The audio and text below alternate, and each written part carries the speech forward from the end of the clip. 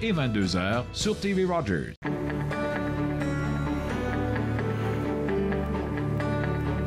Vous regardez TV Rogers, Ottawa.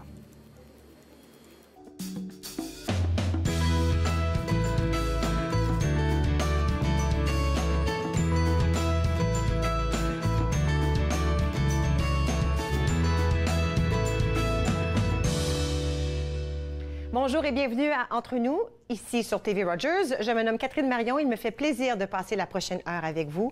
J'aimerais vous parler de l'illumination des chutes de la Chaudière qui aura lieu du 6 au 5 novembre. Alors, le 6, c'est demain, je crois déjà. Alors, c'est une mise en lumière à l'aide d'éclairage dynamique qui sera réalisée sur les chutes de la Chaudière.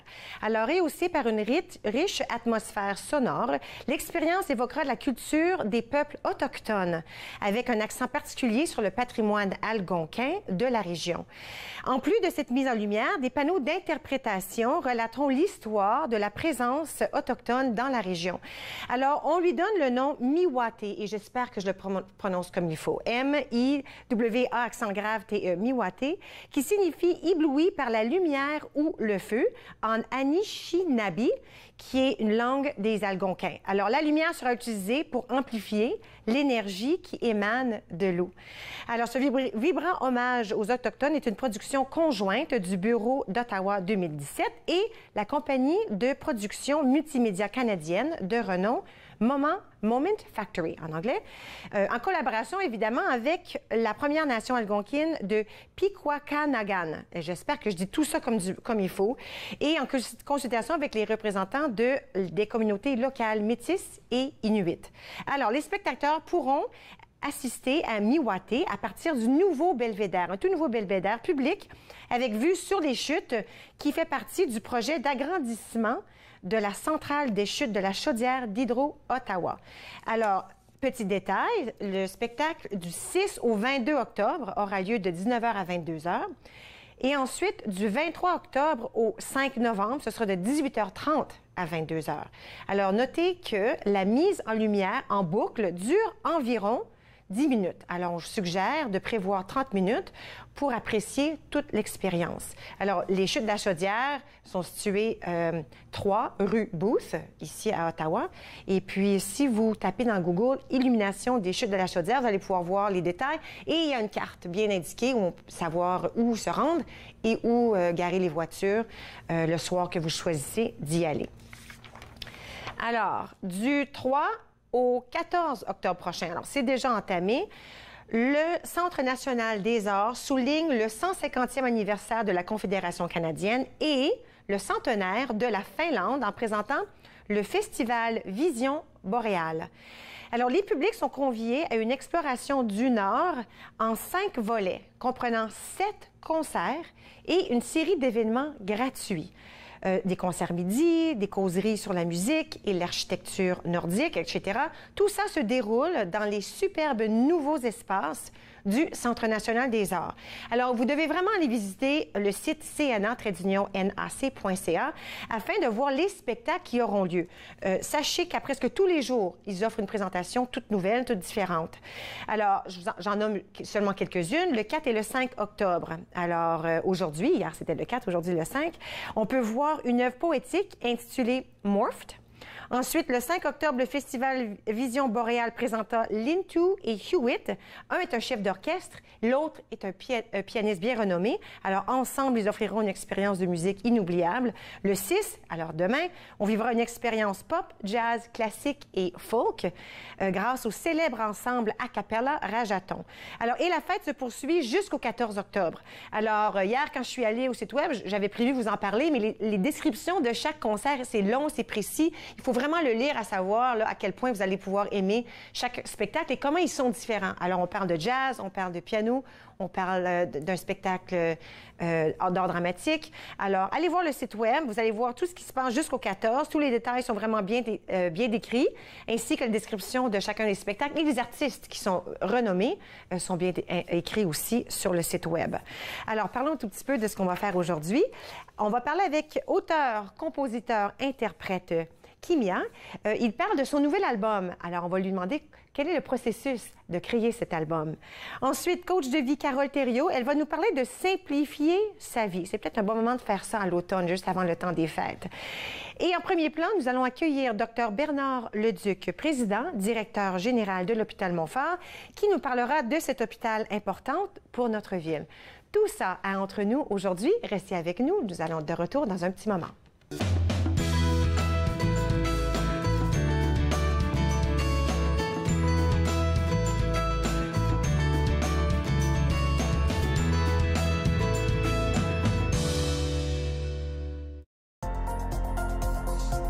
L'émission suivante vous est présentée par la télétransportée Rogers. Profitez du contenu exclusif gratuitement. Disponible au www.rogersanyplacetv.com. Mon nom c'est Zachary, puis je suis bénévole coop à TV Rogers. J'ai vraiment aimé mon expérience à TV Rogers, spécialement en mobile, où j'ai fait hockey, soccer, football. Dans mon futur, j'aimerais vraiment poursuivre en production télévisuelle. Aussi à Toronto, j'aimerais faire du cinéma. Ici à TV Rogers, j'aime vraiment mon expérience parce qu'il y a plein de personnes ici pour m'aider et c'est une atmosphère vraiment joyeuse. Vous croyez pouvoir conduire après avoir consommé de la drogue? Détrompez-vous. La conduite avec les facultés affaiblies, que ce soit par la drogue ou par l'alcool, est illégale. Et en Ontario, les conséquences sont les mêmes. Si la police soupçonne que vous conduisez avec les facultés affaiblies par une drogue ou une combinaison de drogue et d'alcool, votre permis de conduire peut être suspendu immédiatement pour une durée maximale de 30 jours. Vous devrez payer une pénalité de 198 $. Vous pourriez être accusé de conduite avec les facultés affaiblies comme avec l'alcool. Conduire après avoir consommé n'est jamais acceptable. À la prochaine émission de Yoga en progrès, nous allons voir la 4e partie du cours que j'enseigne en classe et vous auriez droit à quelques variations pour des poses bien connues. Yoga en progrès, lundi au vendredi, 9h30, sur TV Rogers.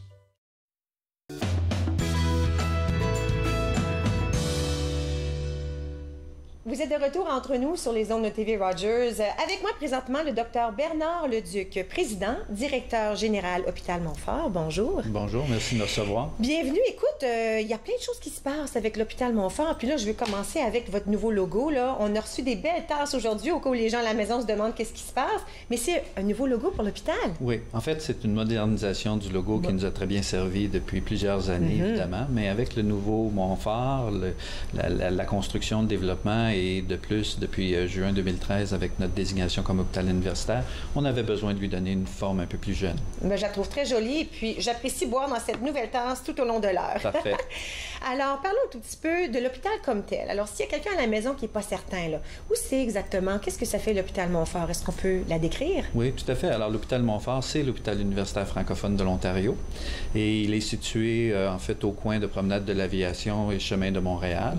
C'est un hôpital de soins aigus, actifs, avec une urgence, avec 289 lits, avec à peu près tous les services qu'on peut rencontrer dans un hôpital de soins aigus. Donc, soins intensifs, médecine, chirurgie, plusieurs spécialités chirurgicales, gros programme orthopédique, chirurgie générale, programme au niveau centre familial des naissances aussi. On fait plus de 3400-3500 accouchements chez nous. Les 4 miens. Les 4 miens. 3 grossesses, merci. 4 bébés, petite surprise, mais je me souviens... Ouais.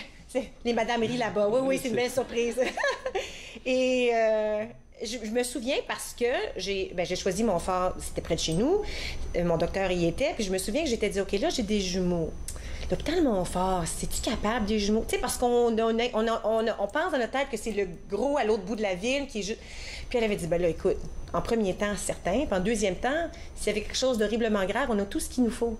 Puis je pense que les gens ont peut-être le doute ou ne sont pas certains.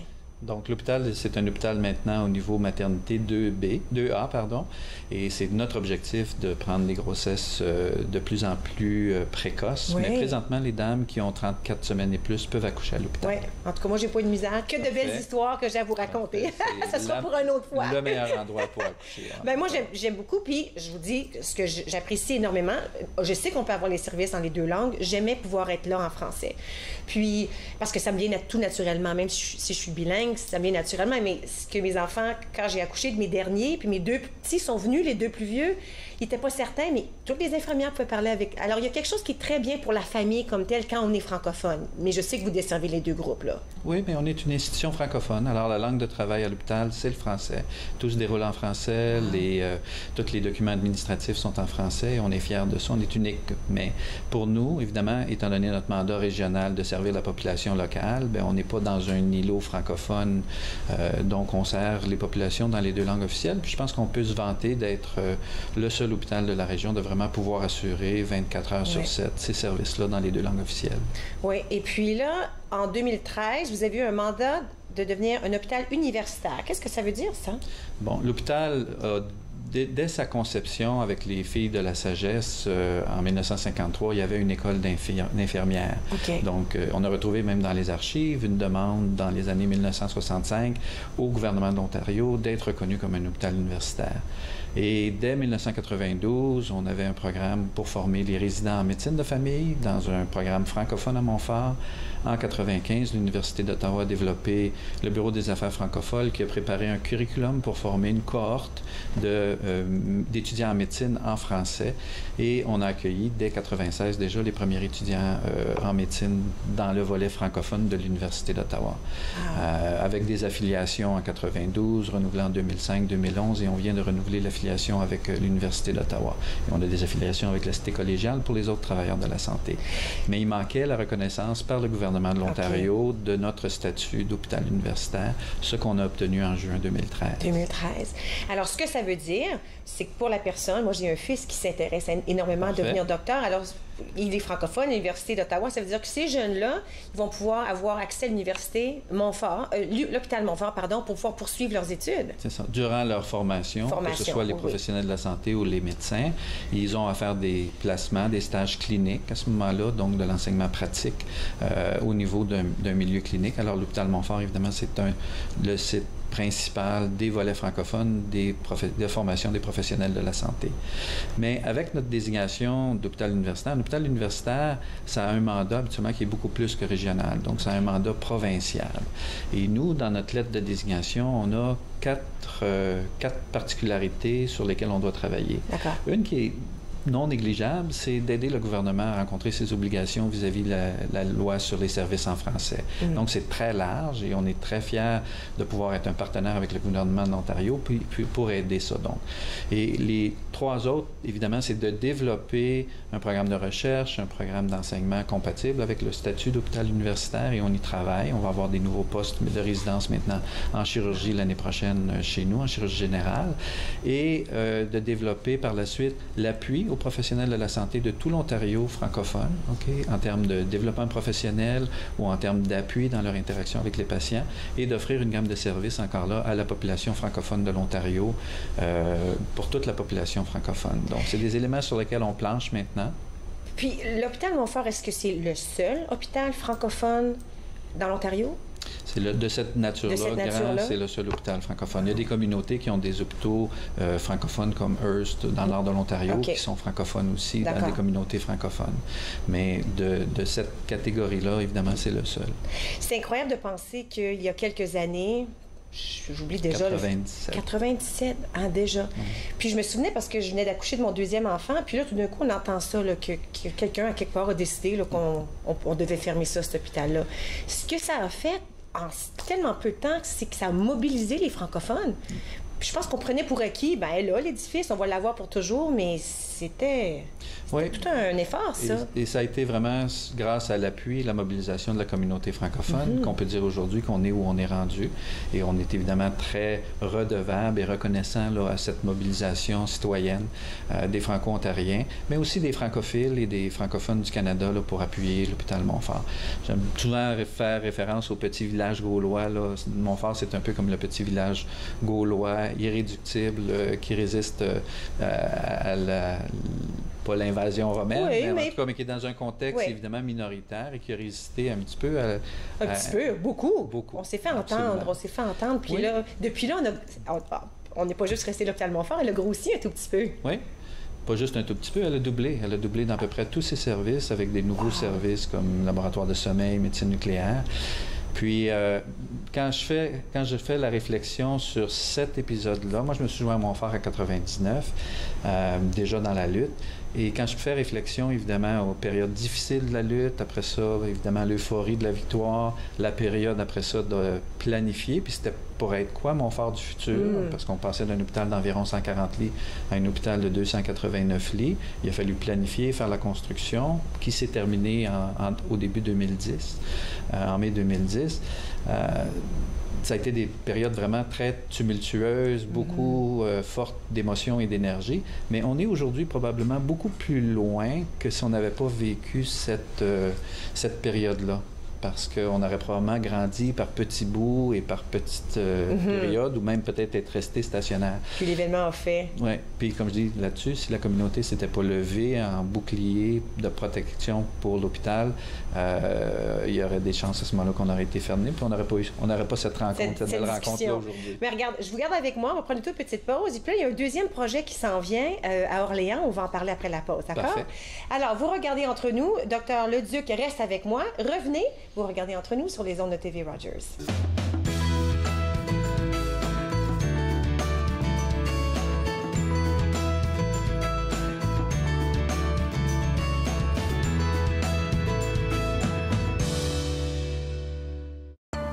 À l'âge de 31 ans, je suis en attente d'une transplantation des poumons. On me dit tout le temps, « Tu n'as pas l'air malade. » C'est une chose d'avoir à gérer mes symptômes physiques, mais parce que je ne parais pas malade, je dois aussi faire face à ça. L'hypertension pulmonaire est une maladie des poumons rare qui peut être mortelle. L'HTP est incurable, mais des traitements sont disponibles. Parlez à votre médecin de l'HTP si vous ressentez ces symptômes inexpliqués. Ça pourrait vous sauver la vie.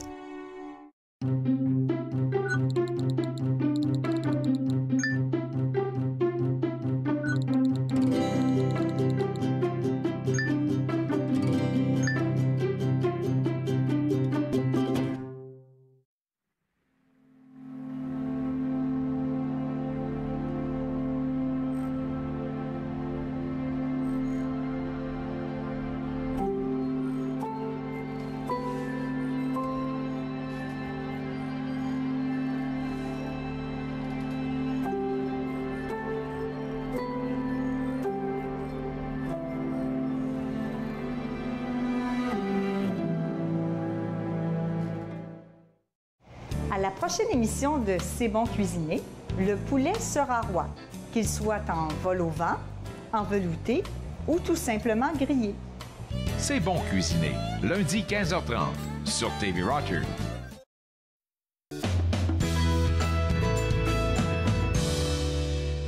Vous êtes de retour entre nous sur les ondes de TV Rogers. Toujours avec moi, Dr Bernard Leduc, président directeur général Hôpital Montfort. On parlait de l'Hôpital Montfort, comment c'est un bijou dans notre ville et dans notre province. Mais là, il y a un deuxième projet qui s'entame, qui commence très bientôt. Pourquoi ne pas en parler? Ah, tout à fait. Alors, on travaille sur vraiment un concept innovateur. Si on regarde la population vieillie, on regarde les statistiques, l'âge moyen a augmenté d'environ 20 ans, 20-23 ans, dépendant si c'est les hommes ou les femmes depuis 1920. Et ce qu'on voit de plus en plus maintenant, c'est que le système de santé qui a été mis sur place pour s'occuper des cas aigus, accidents, voitures, infarctus, infections, maintenant répond pas tout à fait, on a encore ces besoins-là, mais répond pas tout à fait au fait que la population vieillit et la population a de plus en plus de problèmes de maladies chroniques et les maladies chroniques, ils vivent plus longtemps avec la maladie cette chronique. maladie. Puis le système a été au cours des années, développé pour s'occuper des parties du corps de l'individu ou des maladies spécifiques. Et on se retrouve de plus en plus maintenant avec des gens qui ont plusieurs maladies chroniques, mais qui continuent à être traités un peu par morceaux.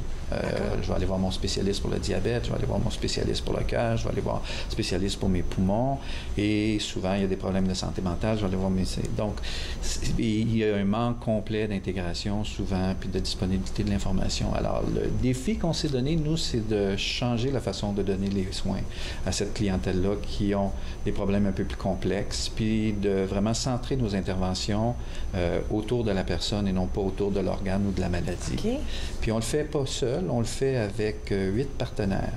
Alors, le projet du Carrefour d'Orléans, de santé d'Orléans, c'est vraiment d'intégrer dans un même endroit, dans un même lieu, 8 partenaires et de dessiner, de travailler avec ces partenaires-là pour dessiner vraiment sur l'approche holistique du patient et non pas en fonction des fournisseurs de services.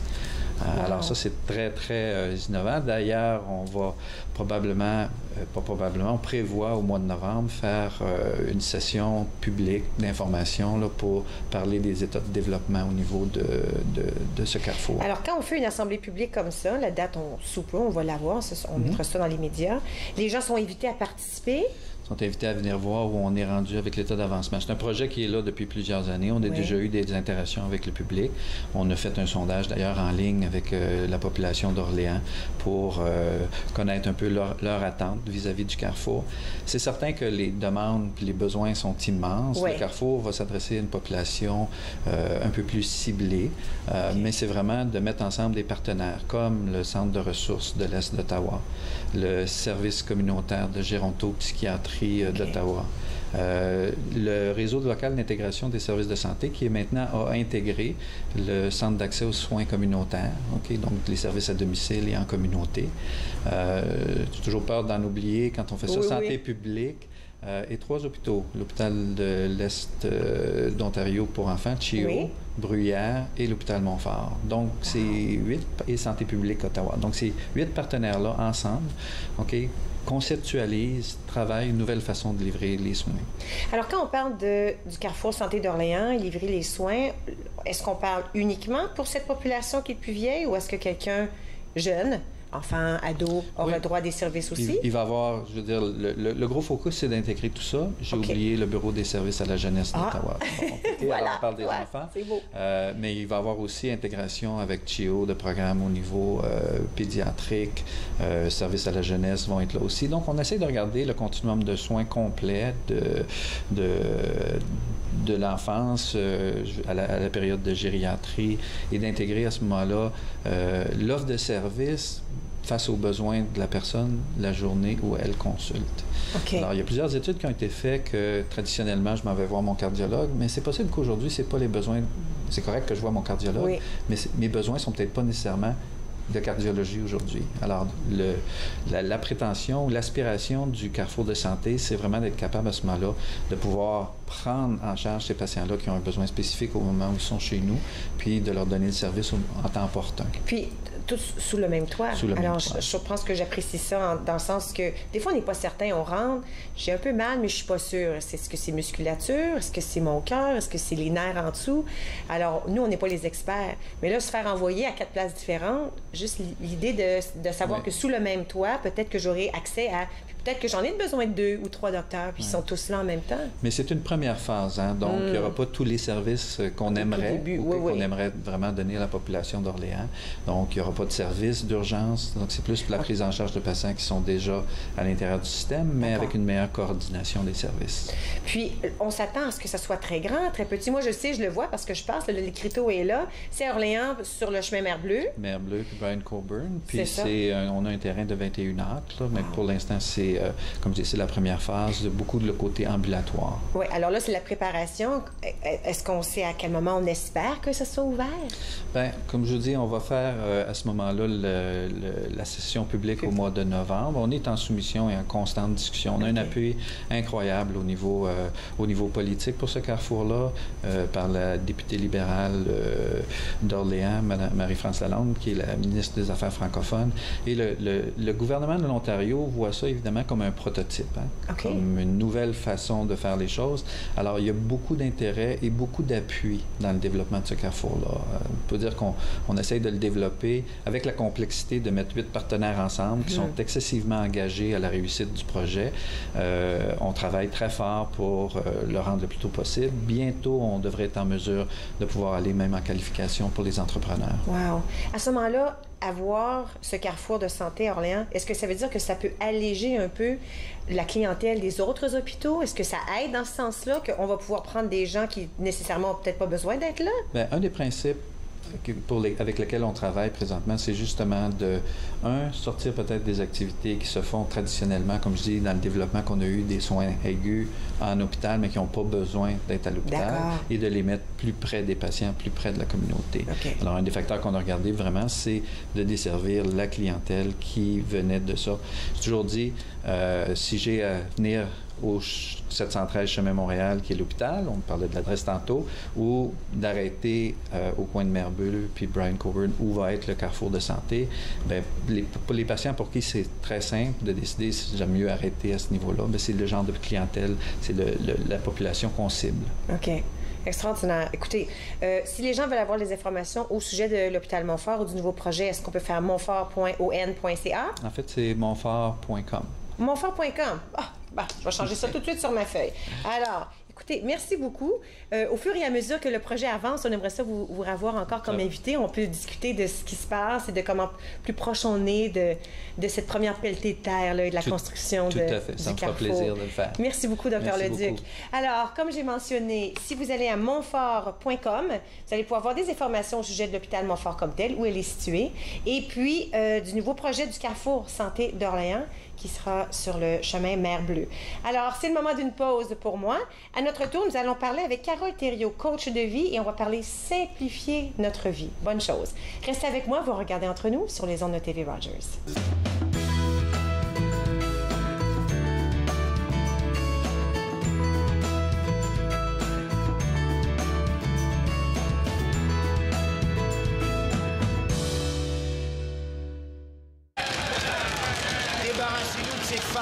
Allons, messieurs, allons, je vous en prie. Et donc, cet organe que j'ai le regret de ne pouvoir nommer, et ce à cause de la présence de ses membres du sexe faible, qui, quoique toutes deux soient mariées, ne supporteraient sans doute pas... À la porte. Patience, Jenny. Patience. À la porte. Dr. McFarlane. Madame Trout. La médecine n'est pas une affaire de femmes. Foutez-les dehors. Si vous ne reprenez pas en main cette salle de cours, je rapporterai mot pour mot le contenu dégoûtant de votre discours à votre charmante épouse. Mon amie Jenny Trout n'a pas été la première femme à subir ce genre de choses dans une faculté de médecine. Mais elle deviendra la première femme à pouvoir exercer officiellement la médecine au Canada. Cette semaine, à l'émission Court-Circuit, on rencontre l'artiste Maclean qui nous parle lors de la semaine Trior de son processus créatif. Soyez à l'écoute. Court-Circuit, vendredi, 21h sur TV Rogers. À la prochaine émission, nous vous présentons notre rencontre avec Sœur Madeleine Charles. Elle portait le nom de Sœur Marie-Angèle du Divin Cœur. Données sans compter, vendredi 15h sur TV Rogers.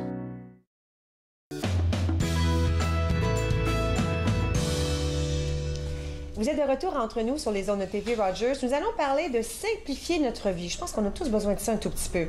Pour en parler davantage, coach de vie, Carole Thériault. Rebonjour. Rebonjour. On va bien ce matin, là. Je regarde les images, tout ça. Je me dis, oh mon Dieu, simplifier la vie. Oui.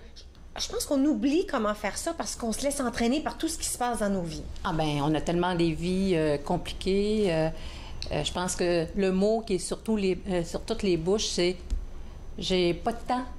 Hein? C'est vraiment, je suis débordée. C'est comme les mots les plus courants qu'on va entendre. Fait que, en fait, ce qui m'a amenée à vouloir vous parler de simplifier sa vie aujourd'hui, c'est que depuis quelques mois, j'ai commencé l'exercice d'épurer ma maison. Ouf! Puis... C'est pas toujours facile, ça? Non. Puis, mais en faisant cet exercice-là, je me suis rendu compte comment c'est venu m'apaiser, c'est venu me calmer, ça a fait de l'espace dans ma tête. Puis, moi, je vis seule, puis malgré ça, il y a beaucoup de choses que j'ai accumulées avec les années. Alors, je me dis, quand on a une famille avec plusieurs enfants, imaginez la quantité de choses qu'on peut accumuler. Hein? Fait qu'on vit beaucoup dans une ère de consommation, je dirais même de surconsommation. Oui. C'est facile de consommer aujourd'hui avec tous les moyens qu'on a à notre disposition. Et puis, souvent, on vit beaucoup à une époque où on veut comme rien manquer. On veut avoir toujours plus. Hein? On est comme dans l'ère on veut avoir une plus belle voiture, une plus grande maison. On fait les lignes, des files d'attente pour avoir la dernière technologie qui va sortir. Hein? C'est quelque chose... c'est une maladie, là. Oui, c'est ça. Fait qu'on est beaucoup dans l'acquisition de choses. Fait que c'est comme si, finalement, on nous fait refléter que de vouloir posséder plus, c'était comme équivalent à être plus heureux dans la vie, à vivre mieux, à avoir plus de bonheur. Hein? Ouais. C'est un peu ça. En tout cas, c'est du moins ce que beaucoup la publicité tend de nous refléter puis qui nous fait voir. Aussi, plus j'ai ces choses-là, plus ce sera facile, on me dit. Oui. Alors, pas juste le téléphone, l'autre gugus, branché avec l'autre, puis si tu mets ça ensemble, c'est censé être plus facile, mais c'est pas plus facile. Bien, en fait, c'est un peu ce qui est arrivé avec l'arrivée des ordinateurs, des téléphones. Quand l'arrivée des ordinateurs était là, on a dit, bien, ça va nous simplifier la vie, on n'aura plus besoin d'autant de papier, puis ça n'a pas nécessairement simplifié notre vie, encore moins avec les téléphones cellulaires, parce que là, on est accroché à nos téléphones constamment, on est comme dans l'obligation à chaque fois que le téléphone sonne de répondre. Alors, ça ne vient pas nécessairement simplifier notre vie. Non, il y a une anxiété. Hein. On entend le ding du téléphone, c'est allumé. Puis là, on a l'impression qu'il faut répondre tout de suite. Là. Il y a comme une anxiété qui se présente, qu'il faut que ce soit fait immédiatement. Mais pas juste ça, les autres s'attendent. Les gens disent, allô, pourquoi ça te prend du temps? Mais voyons donc, ça va pris 90 secondes. Exactement, exactement. C'est quoi ça? C'est fascinant parce qu'il y a quelque temps, je me promenais à Montréal, puis je voyais tous ces gens qui avaient la tête baissée, qui pitonnaient sur leur téléphone, puis je me disais, hey, c'est rendu que le téléphone, c'est une extension du corps humain. Fait que c'est un objet que les gens tiennent dans leurs mains constamment. C'est comme, ça fait partie d'eux. C'est plus quelque chose de... Moi, j'aime bien... peut-être remettre ça peut-être un peu en perspective et dire peut-être que de posséder plus, c'est peut-être pas vivre mieux. C'est peut-être dans le moins, c'est peut-être dans la réduction, c'est peut-être dans le dépouillement, dans la simplification des choses. OK. Alors là, on revient à simplifier la vie. Oui. Alors, est-ce que je devrais me défaire de ces choses-là? Bien, en fait, j'ai aimé ces petites photos-là. J'adore ça. Ben oui, c'est ça. C'est Guy Luvert. Guy Luvert qui est attaché par une multitude de cordes, finalement. Les cordes peuvent représenter le trop. Le trop qu'on a dans notre vie. Fait que quand on a trop dans notre vie, trop de toutes sortes d'affaires, ben, l'effet que ça peut avoir, ça vient comme nous immobiliser au sol. Ça vient comme abaisser notre énergie. Ça vient nous fatiguer davantage. Ça vient nous stresser davantage. Alors, ça crée de la tension dans notre corps. Alors, c'est ça l'effet que ça a d'avoir peut-être de vivre dans l'avoir plus, dans le posséder plus, plutôt que dans la réduction, dans la simplification. Est-ce que posséder plus, mais aussi vouloir posséder plus, c'est la même chose? Comme on est toujours à la recherche. On veut, oh zut, son auto est meilleure que la mienne, cette télé est plus grande que la mienne.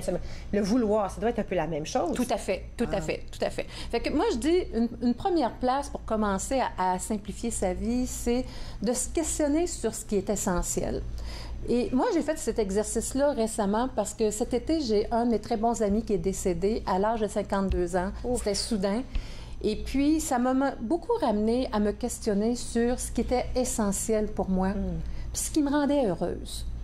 Puis, c'est bon de faire cet exercice-là, de prendre le recul, puis de se poser la question, quand je vais être rendue à la fin de ma vie, c'est quoi qui va m'avoir rendue fière dans ce que je vais avoir accompli?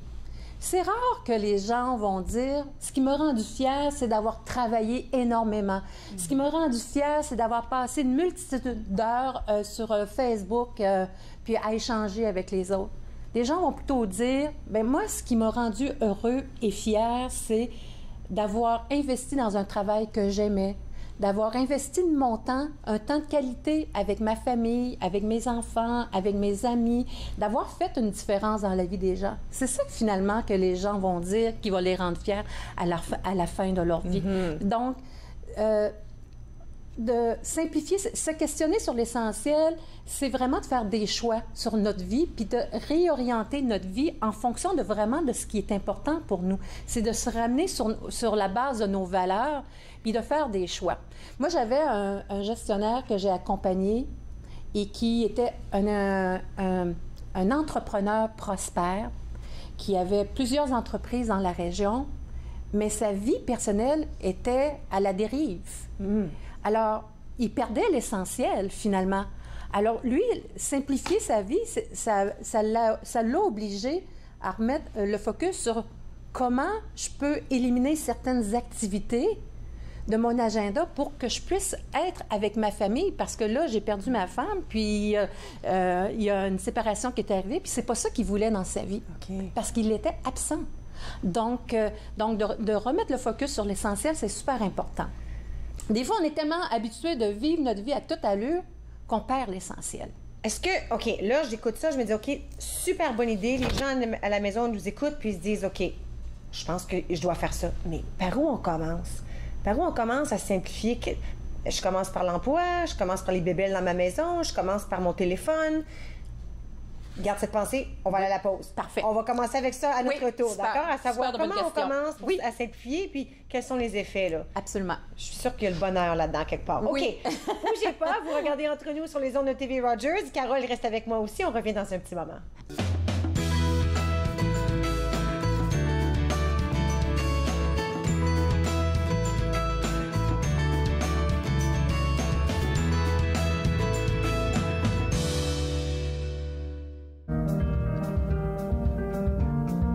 Je suis Dominique Lheureux et je suis bénévole chez TV Rogers. J'ai commencé en tant qu'étudiant coop et j'ai continué parce que j'aimais tellement ça. Donc, je continue en tant que bénévole. C'est merveilleux. Quand on est en studio, on fait les caméras, le régie plateau, le son. J'aime ça parce qu'on est comme une famille. Je suis autiste puis je suis capable de faire TV Rogers. Cette émission vous plaît? Vous pouvez vous en procurer une copie DVD en composant le 613-247-4601 ou en visitant le tvrogers.com.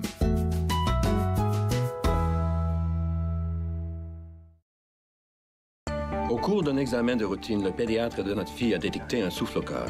Nous avons pensé qu'un ECG confirmerait que nous n'avions rien à craindre. Mais nous avons été choqués par un diagnostic d'hypertension pulmonaire.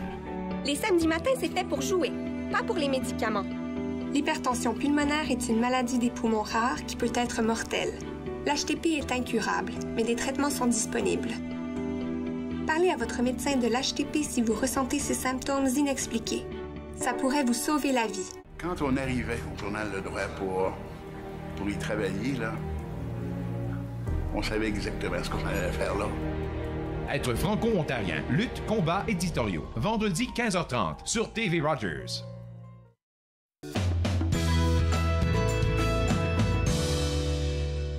Vous êtes de retour Entre nous sur les ondes de TV Rogers. Je parle avec Carole Thériault, coach de vie, et juste avant la pause, on parlait de simplifier la vie, l'importance, comment on se sent un peu bouleversé par tout ce qui se passe, puis c'est important de simplifier. Oui. Mais là, on se dit, OK, je veux simplifier. Par où je commence? Bonne question. OK. En fait, d'une façon naturelle, souvent, les gens vont commencer par se dépouiller de leurs choses. Okay. C'est une bonne façon de commencer par simplifier sa vie. Puis, ça complique notre vie d'avoir plein de choses pour une bonne raison, parce que plus on a de choses, plus on doit passer du temps à s'en occuper. Et à les ranger. Oui, okay. À les ranger, à les nettoyer, à les réparer. Hein? Fait que tout ça, ce temps-là, cette énergie-là, cet argent-là que je mets sur les choses, mais à ce moment-là, ça a comme effet de m'éloigner de peut-être ce qui serait important pour moi. Fait que commencer là, c'est une bonne idée. Commencer par épurer la maison. Puis aujourd'hui, on a tellement de choses que même on a besoin des coachs en organisation pour pouvoir nous aider pour justement organiser toutes les choses. Mais c'est correct, ça. Oui, parce que c'est important, là, si tu regardes la maison puis que j'ai bien trop de choses pour rien, si t'es pas sûr où commencer, pourquoi ne pas appeler un pro qui peut t'aider à commencer le projet? Ouais. Tout à fait. Puis l'idée, c'est que quand... les gens, souvent, vont penser que quand on a trop de choses, il faut se priver, il faut... L'idée, c'est pas nécessairement de se priver, c'est comment je peux réduire, comment je peux simplifier ça. Il y a des gens pour qui ils n'ont pas trop de choses, ça va bien, mais il y a des gens, il y a même des problématiques autour de ça où la maison est remplie, puis que là, ça devient vraiment... On est vraiment embourbé. Souvent, un truc que je donne aux gens, c'est... en fait, je l'ai faite pour moi-même. C'est juste identifier une pièce de la maison, puis faire le tour de cette pièce-là, puis identifier les choses qui sont en superflu. Oui. Puis, c'est fascinant de constater comment il y a plein de choses que finalement, on a dans une pièce dont on ne se sert pas. Oui, mais l'autre affaire, moi, souvent, ce que je me demande, parce que c'est un travail qui finit jamais dans le fond. Parce qu'on se débarrasse, puis là, des fois, on fait l'erreur, puis on achète encore. Mais ce que je me dis souvent, c'est, est-ce que c'est important pour moi? Je regarde cet objet-là, là, ça va... C'est important, comme ça vient pas d'un voyage, c'est pas un cadeau que quelqu'un... Est-ce que c'est vraiment important? Puis si la réponse est non, puis je m'en sers pas plus qu'il faut, puis qu'elle est pleine de poussière, là, ben pourquoi ne pas la donner?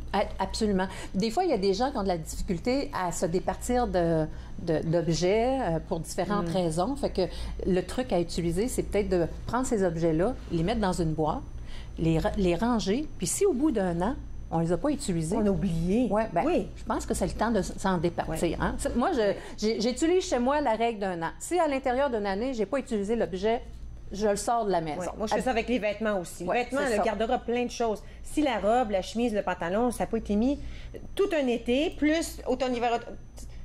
Je ne le mettrai pas. Absolument. Là. Alors, pourquoi ne le pas laisser à quelqu'un d'autre qui pourra s'en servir? Il y a toujours l'autre côté de la médaille, c'est qu'on peut faire un bien quand on se débarrasse de nos choses. Oui. Ça fait du bien. Oui. Puis, je ne sais pas si toi, quand tu fais du ménage, comment ça se passe, mais habituellement, quand on ça se passe pas très de bonne humeur. Quand on a une pièce épurée, habituellement, aussi, on a un esprit épuré. Ah oui, ça, hein? c'est Il y a vrai. comme de l'espace. Il y a de l'espace physique qui se crée, mais il y a aussi de l'espace mental qui se crée. On dirait que ça va un avec l'autre. Si mon espace physique est embourbé, on dirait qu'aussi j'ai la tête embourbée. Oui. Donc, commencer par là, ça peut être... Se dépouiller des choses, ça peut être un bon départ. Oui. L'autre chose aussi, ça serait de... des fois, les gens ont trop d'obligations. Okay. Trop de choses, une liste de choses à faire, trop d'obligations, puis je dirais même trop de fausses obligations. Puis les obligations, souvent, on va commencer par les mots « j'ai pas le choix »,« il faut que ». Je suis obligée. Oui, je suis obligée. Il faut que je boive mon 2 litres d'eau par jour. Il faut que je fasse le ménage de la maison pour qu'elle soit impeccable avant de recevoir la visite en fin de semaine. Il faut que je réponde à mes courriels immédiatement. Fait qu'il faut. Tout ça, là, c'est comme des obligations qui nous... c'est comme une certaine forme de dictature, moi, je dirais, qu'on s'impose, qui fait en sorte qu'on est comme pris dans une prison, dans quelque chose de fermé. Et ça, ben, ça vient pas nécessairement simplifier notre vie. Ça vient plutôt faire l'effet contraire de la compliquer. Parce qu'on n'a pas de... Il n'y a pas de... C'est pas... comment je dirais ça? C'est pas comme... malléable. Tu sais, il n'y a comme pas d'espace. Donc, des fois, de revoir nos obligations. Puis il faut savoir que quand je dis oui à quelque chose, je dis oui à il faut que je réponde à mes courriels, bien, à ce moment-là, à quoi je dis non? Et dire non, c'est difficile. Il y a des gens qui sont juste pas capables de dire non. Ça, c'est une autre façon de simplifier les choses, d'apprendre. Tu n'es pas obligé d'aller à chaque party. Non. Tous les week-ends, chaque fois que tu es invité, tu peux dire que tu n'es pas disponible. Absolument. N'est-ce pas? Bien, absolument. Puis ça fait partie d'une autre façon de simplifier sa vie, c'est se dépouiller aussi des activités, des nombreux engagements qu'on peut avoir, des activités bénévoles, de bénévolat dans lesquelles on est engagé, parce qu'il y a des gens qui sont beaucoup engagés dans toutes sortes d'activités. Puis parfois, on s'engage dans des activités, ça nous convenait, puis après un certain temps, ça nous convenait plus. Mais on n'arrive pas à se désengager pour différentes raisons. Il y a des gens pour qui, comme tu disais, c'est difficile de dire non, ils ne peuvent pas se désengager. D'autres personnes, bien, ils le font par politesse. Ouais, mais là, tu sais, je veux pas déplaire. Fait que là, ils n'arrivent pas à se désengager. Donc, un bon truc par rapport à ça, c'est de revoir notre liste d'activités, d'engagements qu'on a, même si elle n'est pas longue. L'idée, c'est de se poser au moins une question, de dire, est-ce que cette activité-là, cet engagement-là, cette activité bénévole dans laquelle je suis engagée, est-ce que ça m'apporte du plaisir? Ben non, c'est une corvée. OK? Parce que si on se rapproche plus de la corvée, on s'entend dessus que c'est pas quelque chose qui est simple? Oui. Hein? Ça veut dire qu'à chaque fois que je viens pour faire l'activité, probablement que je suis dans un dialogue intérieur, je vais dire « Ah, ça me tente pas, j'aurais bien fait d'autres choses ailleurs, je me sens obligée d'y aller, j'aurais pas dû, ta. » Alors, on est beaucoup dans ce dialogue-là. Donc, de revoir notre liste d'engagement, puis de se poser cette question-là. Est-ce que cette activité-là, cet engagement-là, est-ce que ça simplifie ma vie ou ça la complique? Exactement. 2 questions puissantes à se poser, de petites questions à se poser, mais qui peuvent faire une différence, de dire, bien, sais-tu, c'est vrai que je m'étais engagée dans cette activité bénévole-là, ça me faisait plaisir à ce moment-là, mon contexte a changé, ma réalité a changé, puis maintenant, j'en ai plus vraiment le goût. Alors, je vais faire autre chose. Il y a des gens qui sont pris dans des règles rigides comme, on va entendre ça des fois, tu finis ce que tu commences. Hein? Oui, on va dire ça souvent aux enfants. Oui. Hein? Là, tu t'es engagé dans telle activité, là, bien là, si tu t'es engagé là-dedans, tu dois finir ça. Oui. C'est correct si c'est toujours la juste action qu'il faut choisir. Hein? On a les enfants qui peuvent s'engager dans une multitude d'activités, puis que là, à chaque fois qu'ils sont engagés dans quelque chose, ils se désengagent. Bien, on veut les éduquer sur l'importance de quand on s'inscrit dans quelque chose, on veut maintenir l'engagement. Mais c'est une autre chose quand on est dans une activité, puis qu'après un certain temps, on se rend compte que finalement, surtout quand c'est une nouvelle activité qu'on n'a jamais expérimentée, que ça ne touchait pas tout à fait nos intérêts, nos passions, puis là, on se dit, bien finalement, c'était pas ce que je pensais que ça devait être. Fait que peux-tu me donner la permission de me désengager? Se donner le droit de se désengager parce que mon contexte a changé. Il arrive une situation dans la famille, comme mon ami qui a perdu son conjoint cet été, bien, peut-être que ça va lui demander de se désengager de certaines activités dans lesquelles elle était engagée parce que, bien, elle a un contexte différent, puis maintenant, elle veut remettre peut-être un peu plus le focus sur elle. Fait que c'est se donner ce droit-là pour être capable d'avoir une vie qui nous ressemble davantage, qui nous permet de revenir plutôt à soi, à l'essentiel, encore une fois. L'essentiel et simplifier la vie. Oui. Simplifier les choses. Je pense, Carole, on aurait pu discuter encore un autre 8 minutes. J'en reviens juste pas. On a déjà terminé avec notre temps. Écoute, je veux inviter les gens à aller voir ton site web. Alors, caroltheriault.com, n'est-ce pas? Oui. Et puis, Coach de vie, ils vont pouvoir trouver toutes sortes d'informations et puis ils auront accès, à toutes tes bonnes idées. J'aimerais ça juste vous laisser sur une petite citation. Vas-y.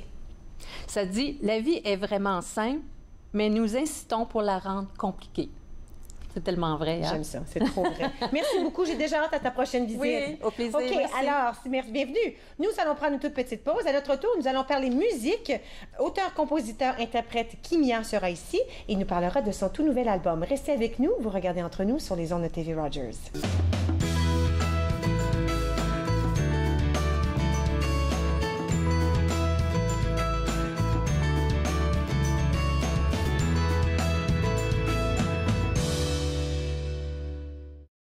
Tout au cours de la saison estivale, Encore jeune vous propose une série de reportages marquants qui vous ont marqué. Soyez-y. Encore jeune, jeudi 20h30 sur TV Rogers. Quand je me suis enrôlé en 64, moi, j'ai levé la main droite puis j'ai dit, je vais défendre mon pays. Puis je vais faire tout ce que vous me demandez. Aujourd'hui, on a des jeunes qui partent en Afghanistan, c'est encore pire. Puis les vétérans, ils n'ont rien demandé. Ils n'ont rien demandé en retour. Et puis on parle de supporter les vétérans. La Légion, c'est nos champions, ça. C'est eux autres qui nous supportent. Vous croyez pouvoir conduire après avoir consommé de la drogue? Détrompez-vous. La conduite avec les facultés affaiblies, que ce soit par la drogue ou par l'alcool, est illégale. Et en Ontario, les conséquences sont les mêmes. Si la police soupçonne que vous conduisez avec les facultés affaiblies par une drogue ou une combinaison de drogue et d'alcool, votre permis de conduire peut être suspendu immédiatement pour une durée maximale de 30 jours. Vous devrez payer une pénalité de 198 $. Vous pourriez être accusé de conduite avec les facultés affaiblies comme avec l'alcool. Conduire après avoir consommé n'est jamais acceptable. Je vous lance l'invitation d'être là à chaque semaine avec ma brochette d'invités de chroniqueurs. On parle de toutes sortes de sujets. Je suis certaine que vous allez être intéressés.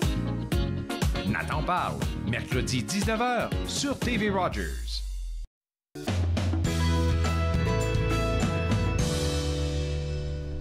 Vous êtes de retour à Entre nous sur les ondes de TV Rogers. Nous allons parler musique. Et avec moi, un artiste qui porte le nom de Kimia. J'espère que je dis ça comme il faut. Exactement. Auteur, compositeur, interprète avec un nouvel album. Oui, l'album s'appelle Or et Flamme, donc il sort présentement ce soir, donc aujourd'hui c'est la date du lancement. C'est un album sur lequel on a travaillé depuis 2 ans déjà, avec l'Armure du Sang, donc on est très fiers, puis on est prêt à le présenter finalement ce soir au grand public. J'aime toujours demander quand je reçois des artistes, comment c'est pour toi, le processus un peu d'écrire un album? Ça prend beaucoup de temps, comme tu dis, 2 ans. Ouais. Puis, est-ce que des fois ça va bien, des fois ça va moins bien? Est-ce qu'on sait pour sûr quand c'est terminé l'album comme tel? C'est vraiment difficile comme processus. Pour ma part, ça a été vraiment un grand changement parce qu'auparavant, j'écrivais, mais c'était pas vraiment pour faire la musique professionnellement. Donc, je l'écrivais juste pour le fun, etc. C'est vraiment juste, c'est en rencontrant le R premier, avec qui je travaille à l'Armure du Sang, qui m'a donné le goût de pouvoir le faire professionnellement. Et puis l'écriture, des fois ça vient naturellement, mais ça demande beaucoup de concentration, puis ça demande beaucoup de lecture. Donc il y a certains trucs que j'utilise pour pouvoir m'aider à écrire, donc c'est la lecture. Et des fois aussi avec mon manager, au fait mon producteur, on s'entraide au fait pour pouvoir écrire des textes, mais on sait jamais vraiment quand c'est fini. Puis à la fin, il faut vraiment mettre une limite, faire confiance, puis vraiment faire confiance à ton texte, puis dire ok, là c'est la fin, puis voici qu'est-ce que je présente, on s'en les mains. Et on passe à quelque chose. Et puis après ça, ben là, c'est l'attente. Parce que là, ce soir, on ne veut pas que les gens oublient, ce soir à 18h, c'est le lancement. Mais pas seulement le lancement, vous allez faire un concert, là, et vous allez chanter. Ouais, donc ce soir, je veux présenter vraiment toutes les chansons du EP. Au fait, un EP, c'est un mini-album. Habituellement, les EP, ils ont 4 titres de chansons dans le mini-album. Mais donc, nous, on a considéré en faire 6 pour un peu faire plaisir au public.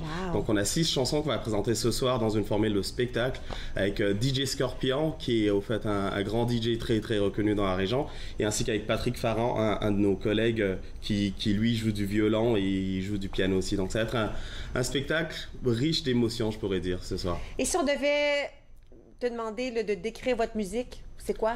Au fait, pour moi, je l'appelle du rap de vie. Le rap de vie, c'est un de mes chanteurs préférés qui s'appelle Sams, qui est aussi rappeur en France. Il dit c'est du rap de vie. Donc, c'est du rap qui parle de ma vie. Ça parle de la vie de chaque jour. Ça parle des situations qu'on retrouve, par exemple, en Afrique.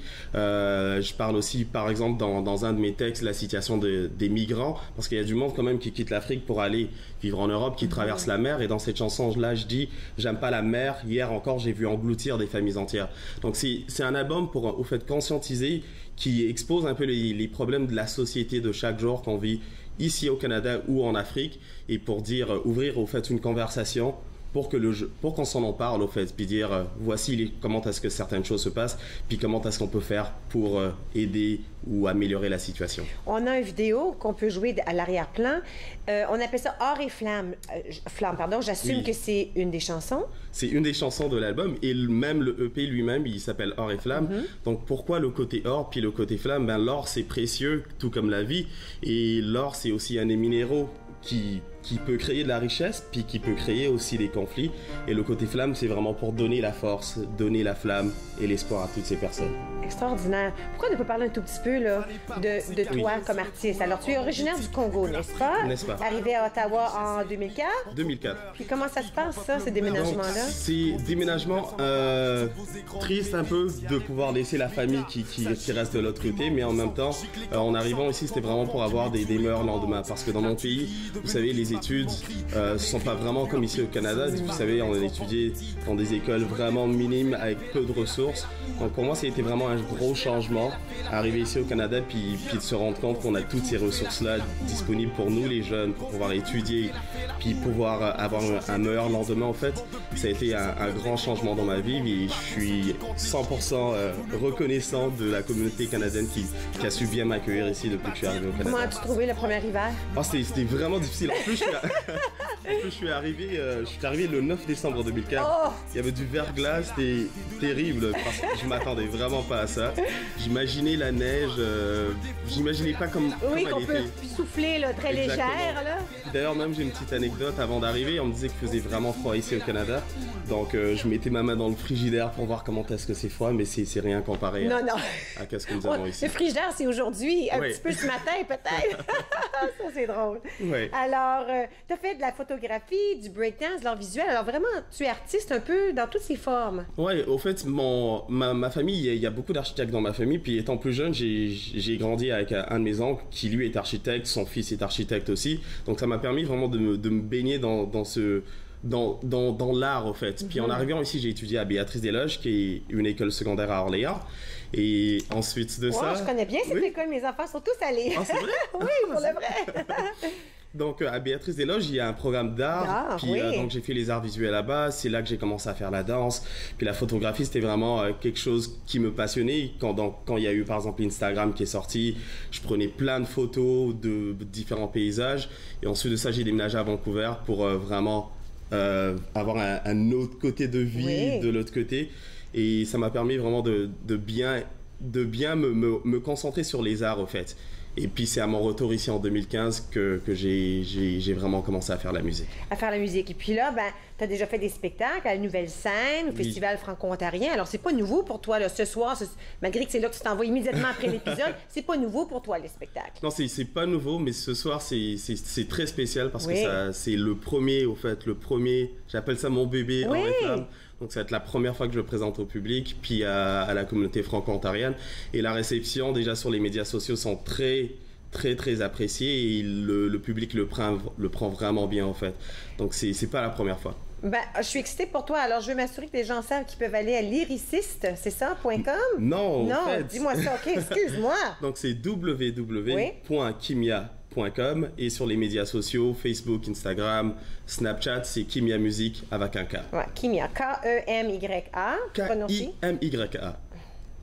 On va l'avoir comme il faut. Kimia, super. Alors, kimia.com, et là, on peut avoir les informations au sujet de ton album, mais on peut l'acheter aussi? On peut l'acheter aussi en ligne. Il est disponible sur au fait, toutes les plateformes, soit iTunes Store, il y a aussi Spotify, aussi donc sur tous les autres réseaux sociaux. Bonne chance ce soir. Merci beaucoup. Nous allons prendre une petite pause. Restez avec nous. Vous regardez Entre nous sur les ondes de TV Rogers.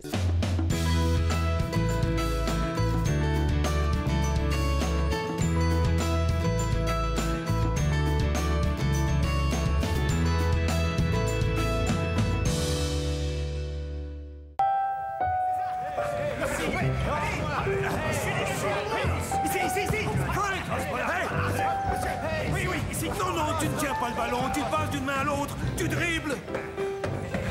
Allez, shoot! Est-ce que c'est encore une blague à la canadienne, monsieur? Ben d'accord, vous êtes l'entraîneur, je sais, mais enfin, si on ne tient pas bien le ballon, comment on peut réussir un beau panier à pêche? D'accord. On va permettre de le tenir pendant quelques pas, disons... Mais, Monsieur Naismith, vous savez que ça ralentit drôlement le jeu d'être obligé de monter ici à chaque fois. Ben bien, c'est simple. Perçons le panier. Oui, mais je veux les revoir, ces paniers-là. Oui. 100 ans après son invention par Jacques Naismith d'Allemont en Ontario, le basketball est un sport pratiqué par des centaines de millions de personnes à travers le monde. Cette semaine à l'émission, on s'en va aux États-Unis. On fait des pogos, on fait une casserole de thon, on finit ça avec une tarte aux oignons de Maui. Passion cuisine, 2 épisodes mardi midi sur TV Rogers. Ah oui, ça c'est beau ça. Ça rapproche. Le peintre des 4 saisons, samedi 13h30 sur TV Rogers.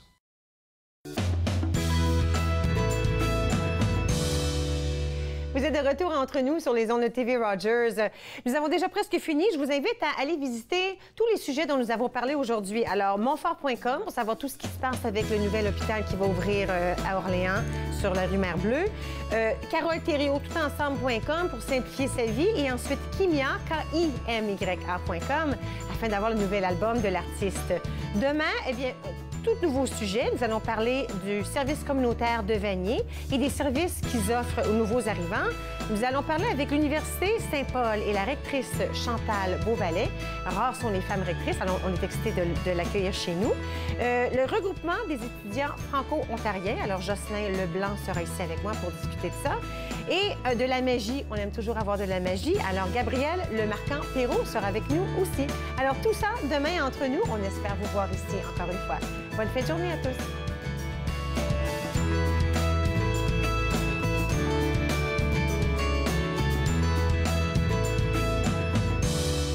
Faites-nous part de vos commentaires en composant le 613-521-2323 par courriel, sur Facebook et Twitter.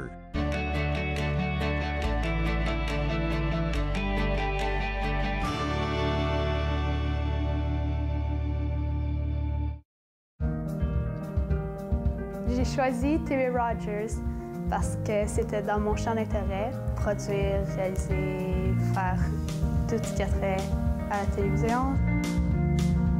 Voir comment que ça se passait en arrière de l'écran, les caméras, le montage. Tu le sais pas quand tu commences à regarder la télé puis tu te dis, ben, il y a quelqu'un qui pèse sur un bouton puis tu fais « Hey ». À l'âge de 31 ans, je suis en attente d'une transplantation des poumons. On me dit tout le temps, tu n'as pas l'air malade. C'est une chose d'avoir à gérer mes symptômes physiques, mais parce que je ne parais pas malade, je dois aussi faire face à ça. L'hypertension pulmonaire est une maladie des poumons rares qui peut être mortelle. L'HTP est incurable, mais des traitements sont disponibles. Parlez à votre médecin de l'HTP si vous ressentez ces symptômes inexpliqués. Ça pourrait vous sauver la vie.